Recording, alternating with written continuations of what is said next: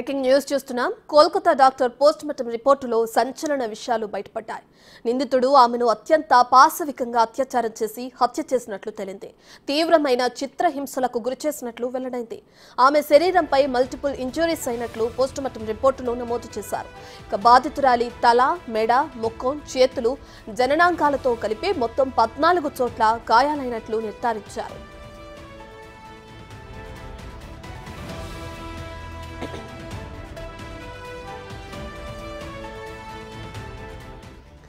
గొంతు నలమటంతో ఊపిరాడక చనిపోయినట్లు పోస్టుమార్టం నివేదికలో వెల్లడించారు. మరోవైపు బాధితురాలి జననాంగాల్లో తెలుపు, చిక్కటి ద్రవం ఉన్నట్లు తేల్చారు.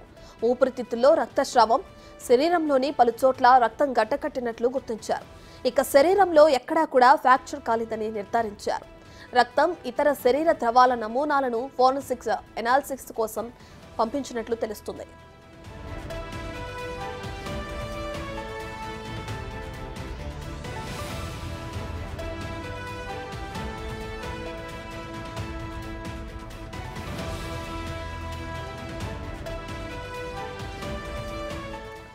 ఇక కోల్కతా డాక్టర్ పోస్ట్ మార్టం రిపోర్టులో సంచలనాలు బయటపడ్డాయి. అయితే ఈ కేసు గురించి మనందరికీ ఇంతకు ముందు తెలిసిందే.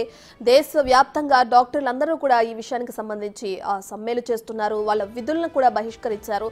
దీనికి సంబంధించి ఈ రోజు అయితే పోస్ట్ మార్టం రిపోర్ట్ అయితే బయటకు వచ్చింది. అయితే నిందితుడు ఆమెను అత్యంత పాశవికంగా కూడా అత్యాచారం చేసి హత్య చేసినట్లు కూడా ఈ పోస్ట్ మార్టం నివేదికలో తేలడం జరిగింది. చిత్రహింసలకు గురి చేసి ఆమెని గొంతు నులిమి చంపినట్లు కూడా పోస్ట్ మార్టం నివేదికలో తెలిసింది. అయితే ఇప్పటికే ఇంకా కొన్ని నమూనాలను కూడా అటు ఫోరెన్సిక్ ఎనాలిసిస్ కోసం కూడా పంపించారు. అయితే పూర్తి నివేదిక వచ్చిన ఆధారంగా దాని తర్వాత విచారణ చేపట్టనున్నారు పోలీసులు.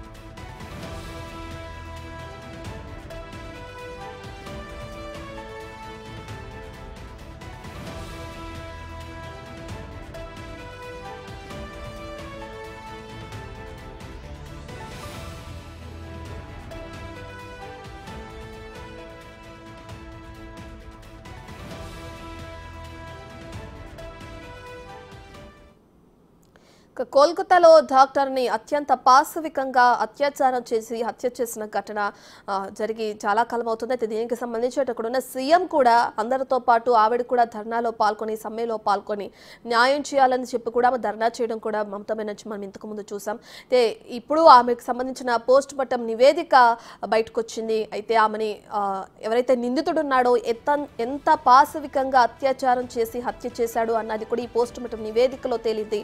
అయితే ఇంకా కొన్ని నమూనాలని ఫోరెన్సిక్ కి పంపించడం జరిగింది. అవి వచ్చిన తర్వాత కూడా విచారణ చేపట్టనున్నారు పోలీసులు. అయితే ఇప్పటికే ఆమెని తల, మెడ, గొంతు నూలిమి చంపారు అని కూడా ఈ పోస్ట్ మార్టం నివేదికలో డాక్టర్లు పేర్కొనడం కూడా మనం చూస్తున్నాం. అయితే దీనికి సంబంధించి అటు దేశవ్యాప్తంగా కూడా అందరూ డాక్టర్స్ ఎవరైతే ఉన్నారో వాళ్ళ విధుల్ని బహిష్కరించి ఈ కేసుకి ఒక కొలిక్కి రావాలి, న్యాయం జరగాలి అని చెప్పి కూడా సమ్మెలు చేయడం, ధర్నాలు చేయడం కూడా మనం చూస్తున్నాం. చాలా హాస్పిటల్లో డాక్టర్స్ విధులకు కూడా హాజరవని పరిస్థితి నెలకొంది.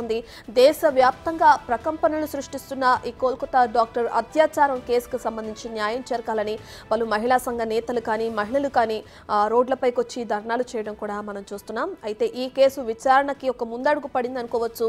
ఈ రోజు అయితే ఆమెకి పోస్ట్ మార్టం నివేదిక అయితే బయటికి రావడం జరిగింది. దీనికి సంబంధించి పోలీసులు విచారణకు సంబంధించి ఒక ముందడుగు కూడా పడొచ్చు అని కూడా తెలుస్తుంది.